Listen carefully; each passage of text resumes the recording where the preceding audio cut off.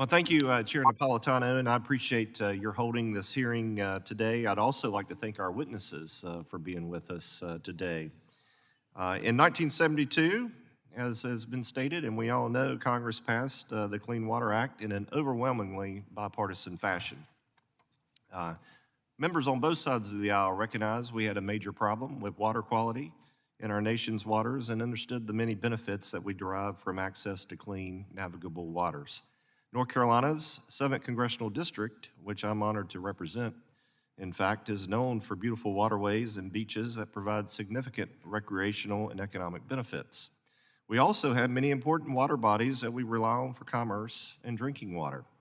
The Clean Water Act has had great success in its 50 years protecting these waters in North Carolina and all around the country. However, we've yet to reach the ambitious goal Congress set out in 1972 to make all waters in the United States, quote, swimmable and fishable.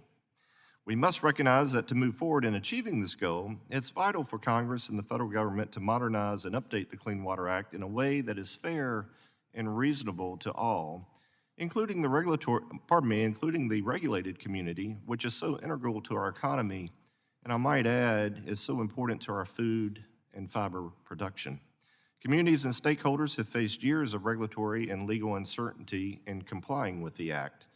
These challenges include overreach by some states when using their Section 401 authority under the Clean Water Act to certify that a project meets water quality standards. Some states have used this authority to block meaningful infrastructure projects they are politically opposed to for reasons well beyond Clean Water Act goals of water quality. There's also no greater example of overreach under the Clean Water Act than with the regulatory nightmare of complying with and understanding the definition of waters of the United States, or WOTUS. This WOTUS definition is used for determining who must obtain a Section 404 Clean Water Act permit, which is well known for being a costly and time-consuming process.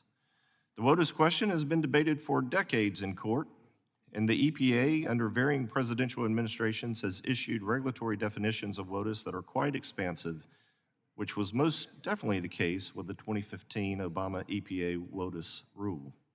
I'm very concerned that this administration plans to issue a similar rule that would once again place unnecessary burdens on the communities, farmers, businesses, and industries who also rely on clean water. This year, the Supreme Court announced it would be taking up a case on the definition of WOTUS, which further shows the enormous impacts these rulemakings have on citizens across the country. Now, I've joined the ranking member of the full committee and several other of my Republican colleagues to express our concerns about this administration's actions on their proposed rules and to urge the administration to consider the pending Supreme Court's ruling.